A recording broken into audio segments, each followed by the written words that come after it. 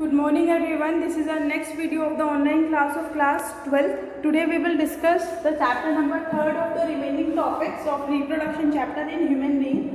Topics to study are menstrual cycle in detail. आज जो हमें study करना है, मेनोपॉज क्या होता है, मेनार्क क्या होता है ड्यूरिंग द मेंस्ट्रुअल साइकिल, वो क्या होता है. थर्ड इज फर्टिलाइजेशन और इम्प्लांटेशन क्या होता है. ठीक है, फर्टिलाइजेशन का मैंने दूसरा नाम भी आपको बताया था, सिंगैमी होता है.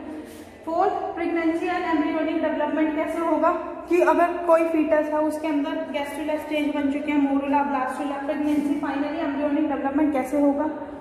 फिफ्थ, पार्चुरेशन और लैक्टेशन कैसे होगा. ठीक है, मिल्क और पार्चुरेशन यानी कि डिलीवरी ऑफ द बेबी कैसे होगा, उसको हमें डिटेल में पढ़ना है. लास्ट वीडियोस में हमने मेल रिप्रोडक्टिव सिस्टम का पहली वीडियो में फ्लो चार्ट पढ़ा था. उसके बाद मेल रिप्रोडक्टिव सिस्टम एनसीईआरटी का रीड आउट और उसका डायग्राम के थ्रू एक्सप्लेनेशन किया है. नेक्स्ट हमने स्पर्मेटोजेनेसिस का वो जो फ्लो चार्ट है कि स्पर्मेशन, स्पर्मियोजेनेसिस, स्पर्मेटोजेनेसिस क्या होता है, वो वाली वीडियो डिस्कस की है.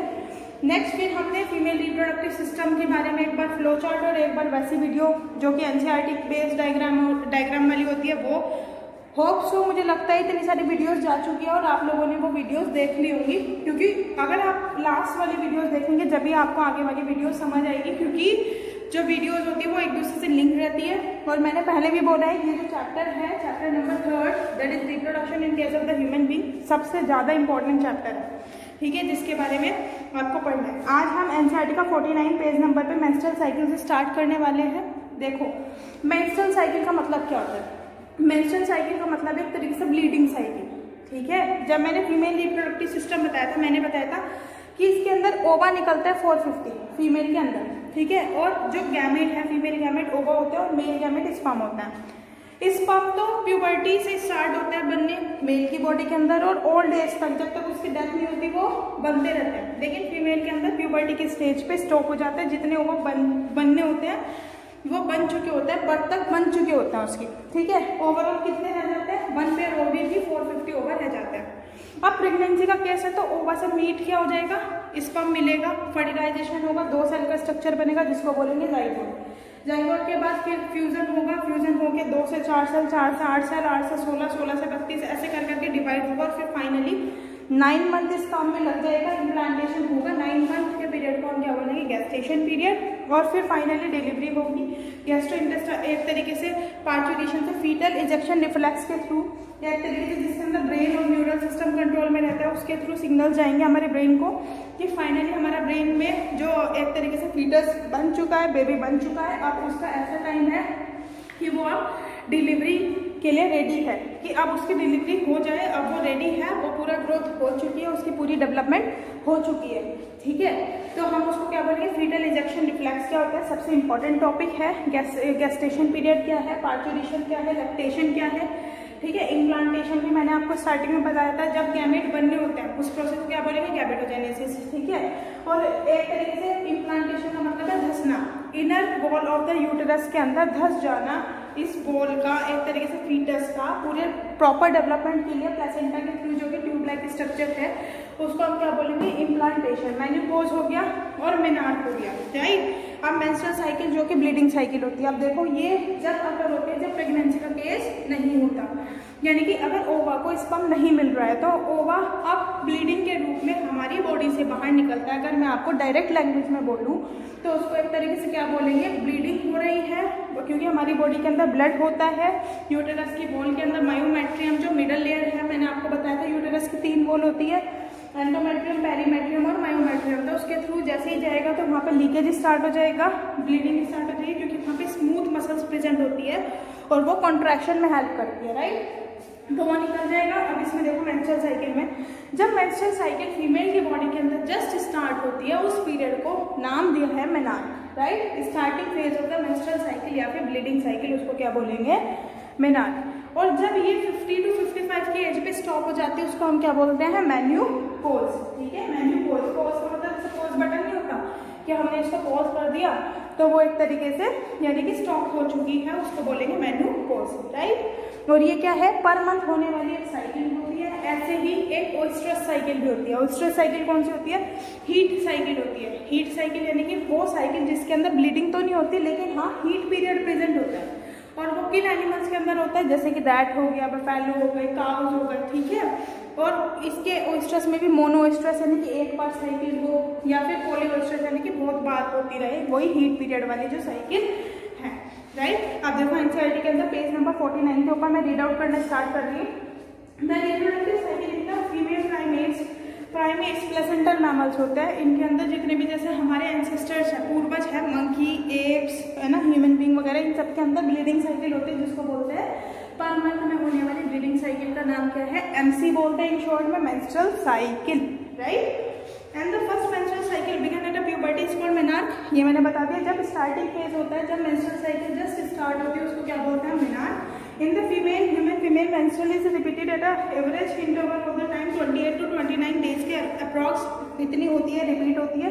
And the cycle of event is starting from one menstrual till the next one is called menstrual cycle। हम बोलते हैं एक मंथ में होएगी, फिर रिपीट टेलीकास्ट, जैसे रिपीट होता रहता है, एक हुआ फिर उसके बाद दोबारा हुआ, फिर है ना, तो ऐसे रहेगा। ओवा इज रिलीज, ओवा रिलीज होने के प्रोसेस को, जब मैंने फीमेल रिप्रोडक्टिव सिस्टम बताया था, आपको बताया था मैंने, उस प्रोसेस को क्या बोलते हैं, ओव्यूलेशन।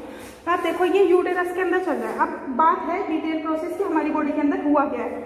एफएसएस एलएच हार्मोन होता है, पिट्यूटरी हार्मोन के लेवल में क्या होगा, ओवेरियन हार्मोन और यूटेराइन इवेंट के अंदर क्या क्या चीजें इफेक्ट होगी। देखो ये हमारी यूटेरस की बॉल, कौन सी, मायोमेट्री, राइट। देखो एफएसएच पहले कम था, ये देखो यहाँ पे दिन लिखे हुए हैं 1 2 3 4 5 6 7 8 9 10 28 तक, 29 तक पर मंथ के दिन लिखे हुए हैं। इन्होंने कहा पर मंथ में क्या क्या चेंजेस होगी और कैसे ब्लीडिंग निकलती है। तो क्या होता है देखो पिट्यूटरी जो हमारी ब्रेन के अंदर होती है, हार्मोन के लेवल एफएसएच एलएच हार्मोन हमारी बॉडी के अंदर होती है।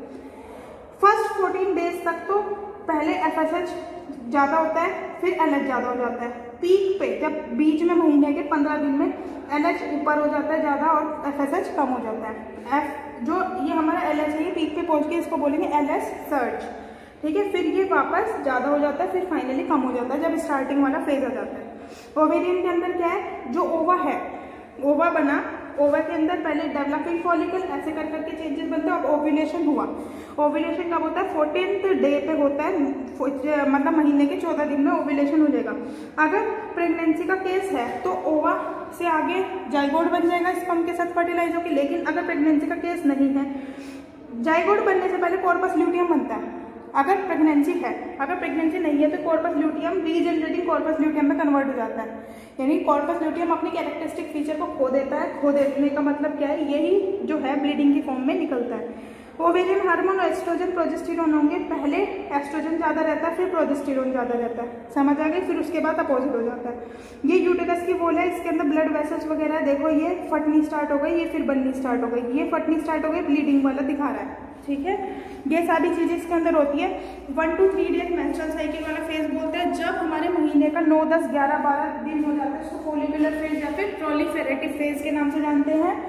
और 19 20 21 22 23 तक ल्यूटियल फेज या फिर सिक्रीटरी फेज के नाम से जानते हैं। और 21 29 30 31 और फर्स्ट तक हमारा नेक्स्ट साइकिल बिगिन हो जाती है, right. The major event of the menstrual cycle are shown in the figure 3.9, देख लिया आप लोगों ने। The cycle start with the menstrual phase where the menstrual flow occurs and it lasts for the 3 to 5 days। कितने दिन तक रहती है ये ह्यूमन फीमेल के अंदर, 3 to 5 days पर मंथ इतने दिन तक रहती है, जिसके अंदर पेन भी होता है थोड़ा सा। देखो पेन क्यों होता है, अगर हमारी बॉडी के अंदर का स्ट्रक्चर है, अगर हमारी बॉडी की कोई चीज़ फट रही है, कोई चीज़ टूट रही है, किसी चीज़ के अंदर ब्लड वेसल्स निकल रहा है, तो दर्द तो हो गई ना, ऑब्वियस सी बात है। The menstrual flow result due to the breakdown of the endometrial lining of the uterus। कौन सी लेयर यूटेरस की हमारी टूटती है, इसके अंदर एंडोमेट्रियल वाली लेयर हमारी टूटती है। And its blood vessel which form a liquid through comes out through the vagina and menstrual only occurs if the release over the fertilized। अगर ओवा फर्टिलाइज नहीं है, मेंस्ट्रुअल जब होगी, ये रीजन भी पूछ सकते हैं मेंस्ट्रुअल साइकिल कब होगी, जब रिलीज जो ओवा है, ओव्यूलेशन के दौरान जो ओवा निकला है उसको फर्टिलाइजेशन के लिए स्पर्म ना मिले, फर्टिलाइज ना हो, तो क्या हो जाएगा, मेंस्ट्रुअल साइकिल हो जाएगी। और ये 3 से 5 दिन तक रहती है endometrial lining of the uterus की वजह से। Leg of the menstrual may be effective of the pregnancy. अगर मेंस्ट्रुअल नहीं है तो प्रेगनेंसी का हो सकता है, लेकिन प्रेगनेंसी ऐसा भी जरूरी नहीं है किसी की वजह से या फिर स्ट्रेस की वजह से भी कई बार प्रेगनेंसी हमारी एक तरीके से जैसे बोलते हैं ना पर मंथ में नहीं रहती। इसके बाद क्या है, however it also may cause due to the some other underlying causes like the stress, poor health etcetera.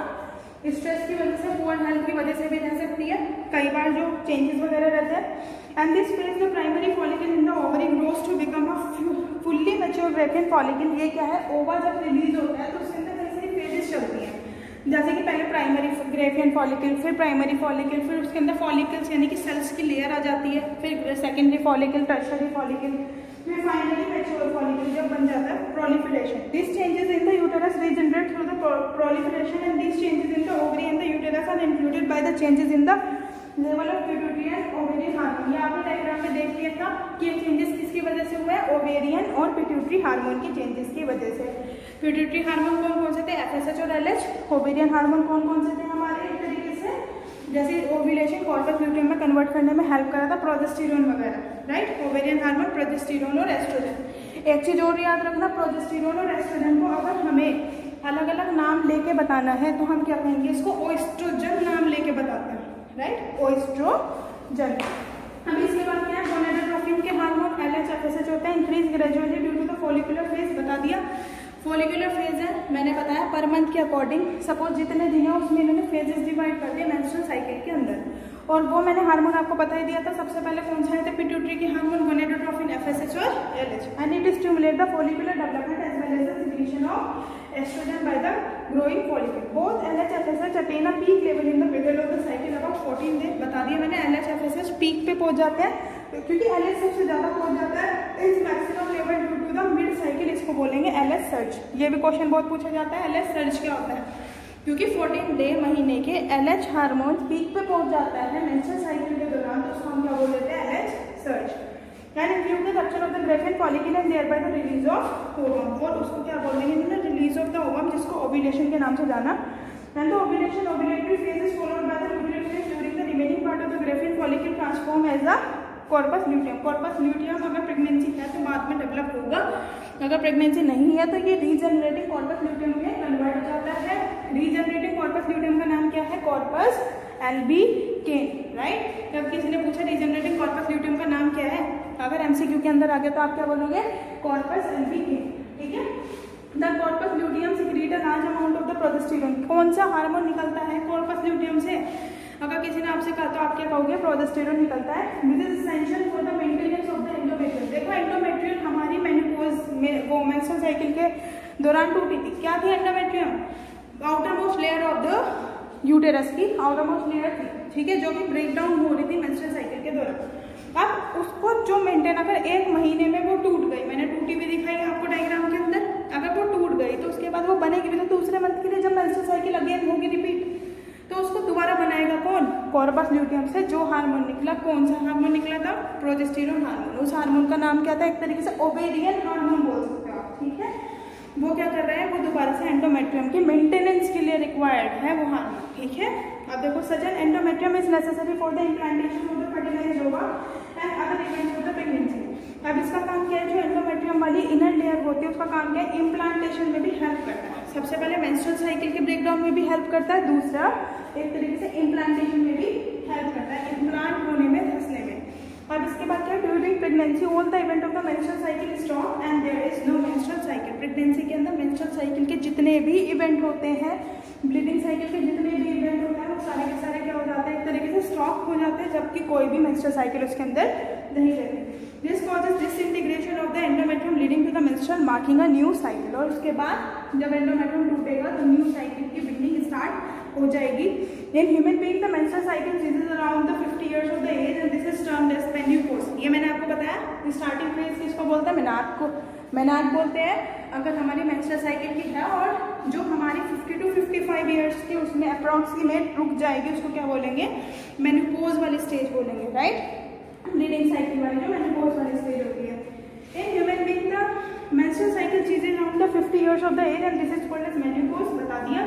Cyclic menstruation is an indicator of the normal reproductive phase and stand between the menarche and menopause. Cyclic menstruation, cyclic होना यानी कि reproductively कोई भी human being active है, और ये है एक तरीके से stage between the menarche and menopause का, जो हमें बताता है स्टार्टिंग अब हुई है। अब इसकी 50 या 55 के करीब अगर एज हो रही है तो अब इसकी स्टॉपेज होनी स्टार्ट हो गई। ये दोनों हमने पढ़ लिया। फर्टिलाइजेशन का दूसरा नाम सिंगैमी होता है। फर्टिलाइजेशन का मतलब एक तरीके से क्या है कि fusion of the male and female gamete. अब क्या है फर्टिलाइजेशन और इम्प्लांटेशन क्या होता है, देखो यूटेरस की याद हो आप लोगों को, मैंने कहा था यूटेरस क्या है, इन्वर्टेड पियर शेप स्ट्रक्चर है।